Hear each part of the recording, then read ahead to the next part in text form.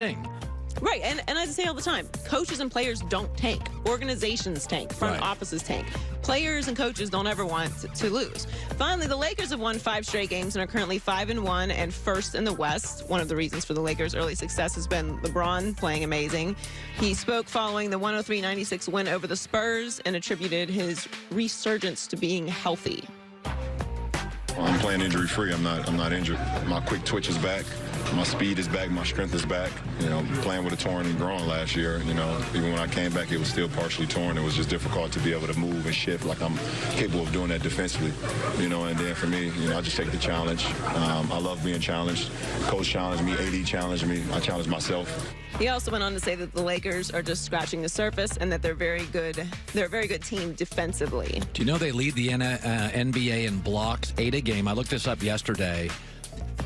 Sometimes you can just see. Remember the Kobe Gasol teams, and they had Meta World Peace and Kobe and Gasol. They Very were long. This team is long. They get a lot of blocks and a lot of steals and a lot of knockaways and tip balls. They're a very long veteran team. I do like what I'm seeing from the Lakers to start the season because generally when LeBron's teams come in, I mean, all LeBron's teams come in with great expectations, obviously, but this is a different situation. You know, it was like the first year in Miami, and now, you know, he has AD at the Lakers. Like, there's another level of what are you going to look like. So for them to come out in the season playing the way that they are is huge for them because, I mean, that's you don't want to come into this season particularly with some controversy surrounding that. So it's kind of a blessing in disguise that the season ended the way that it did for LeBron last year because he did have the extra time to get healthy, and now it's paying off. I mean, we were just talking about the Mavericks-Lakers game this weekend. Oh, it was great. An incredible watch. It was so fun. I watched 6 straight hours of NBA Friday. I was over my skis. Brooklyn and Rockets was great. Houston plays no defense in the backcourt. And Lakers-Mavs was a great regular season game. And the East is looking good this year, too. The Sixers are looking good. Undefeated. Yep. Best defensive team in the league. Yep. Embiid was out, and they won in Portland. Not easy to do. Joy with the news. Well, that's the news. And thanks for stopping by.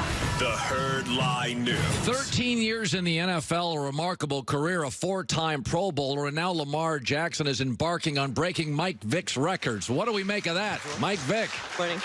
As he moves like Lamar Jackson to the set. Jog.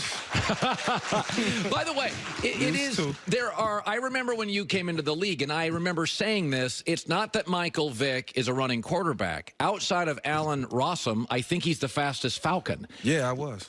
Yeah, and so potentially with D'Angelo Hall in the mix too. So with Lamar, there's difference between, you know, he's a mobile quarterback and, oh hell, he may be the fastest player. Yeah. Do you see a little of yourself in Lamar? Yeah, I do.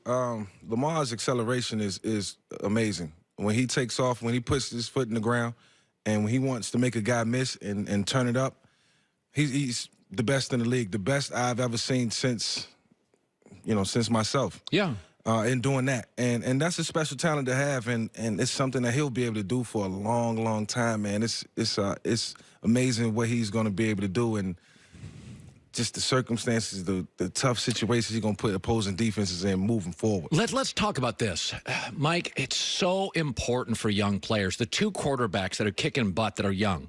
Jimmy Garoppolo and Lamar Jackson. Yeah. They got great coaches. Great coaches. Let's go back to your career. I think, and this is not a shot at Jimmy G. Yeah. And it's not a shot at Lamar. But Joy and I were talking about this morning. If you'd have taken Joy and I in our first career broadcasting jobs, and we had bad bosses, I can remember my first job. I was very lucky. Yeah. I've had great bosses. Makes a difference. Okay, you went to Atlanta. That team was not actually built for you. Right. Go back and tell people. That's why you initially, it was kind of a pass-happy team. Yeah, it was pass-happy. It was West Coast. Once Dan Reeves got fired, who I thought Dan was great for my career early, he was very innovative, and he took advantage of my skill set, similar to what you see with Lamar. And then, 3 years later, I get Jim Moore and Greg Knapp, West Coast system. Had to learn, the ins and outs and how to go out in the field and win a game running that system with all the rules and that was a lot of short passes. Decision making. Yeah, it was short passes, and it wasn't run oriented at all. If I had to take off and run, it was because the play broke down or somebody within protection. And at the time I wasn't thinking I need an offense centered around me to help me, showcase all my talents. It was just about doing what the coaches asked me to do, trying to do it well, and trying to be the best at the position. Yeah. Are you, when you look at New England, I don't want to, listen, New England's defense will be fine. When you face Baltimore, did you look at New England and say, if they face Lamar again, they can't solve this? Like, what did you see that New England could get better at, improve at, and what if it's just problematic? Honestly, when I watched the game yesterday, I look at, what New England did defensively, and I looked at, the Baltimore Ravens offense and the identity, which is, they got their own set of rules, their own concepts, their own identity. This is an offense that's being built around Lamar, and it's going to be called whatever type of offense you want to call it. But nobody's running it.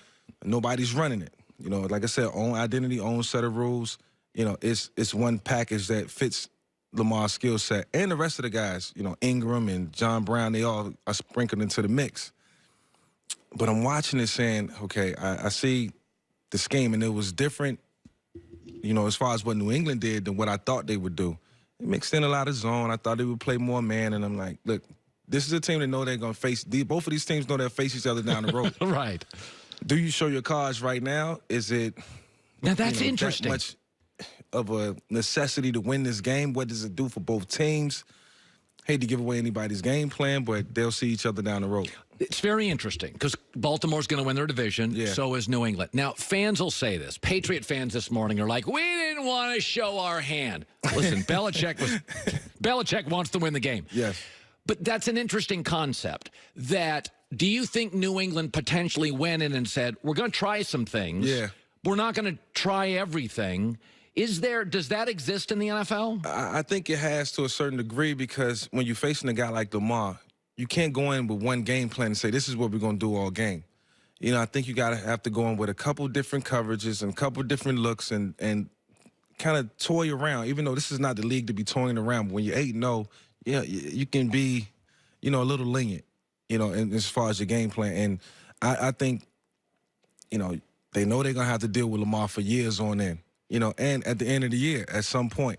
So why not try certain things, see what works, and, you keep the things in the game plan that work, and you try to build upon, some foundation that can contain a quarterback like Lamar, because right now it's almost impossible to do. Yeah. All right, so we have a lot to address. I want to talk about